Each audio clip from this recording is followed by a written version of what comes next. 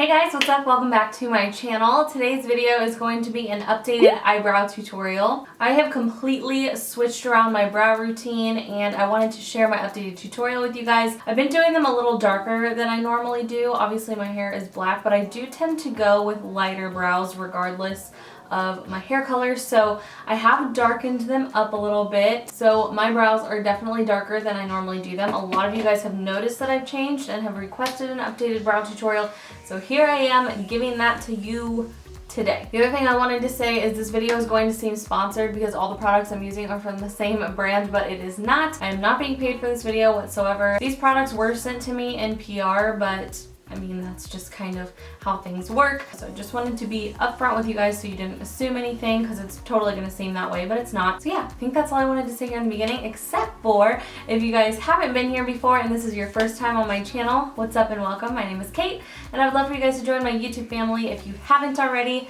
make sure you click that subscribe button down below. It is somewhere down here. And if you guys want to see my updated brow tutorial, then just keep watching. The first product I like to start out with is Eyebrow by Benefit, and this is in the shade number 4.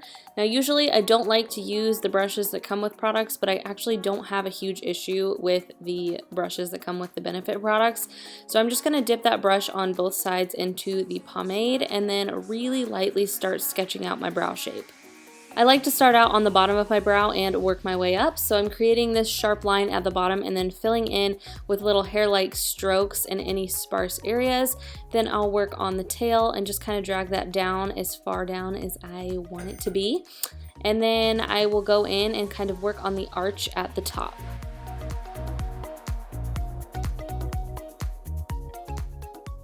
After I've got the general shape the way I like it, I'm going to take what very tiny little amount of product is left on the brush and drag that forward into the front of my brow.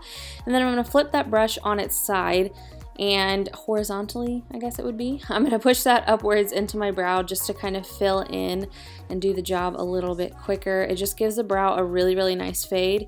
And then with the sharp edge of the brush, you can go in and create little hair-like strokes. If you're wanting a more everyday natural brow look, you could leave it as it is, but if you want to amp it up and make it a little more bold, you can dip back into the product and then again with the pointy edge of that brush, create some more darker hair-like strokes in the front. Doing this will give you a much more bold looking brow. Next, I'm going to take the Benefit Precisely My Brow, and I use the shade number 6. Like an idiot, I thought this was rolled up, but it wasn't. I use the spoolie on this a ton, but I also go back in with this product if it's not as sharp underneath as I want it to be, and I'll just kind of reinforce that line on the bottom. Also, this product is a bomb for making hair-like strokes, and if you can't tell, that's kind of my thing right now. Just when you thought I was done, bam, another step. I'm using Zings. I like to finish everything with a powder just so that I know it's going to stay put. This is the shade number 4. Again, just using the brush inside this little kit, keeping it simple, and I'm just kind of going over these products and setting them down with this brow powder.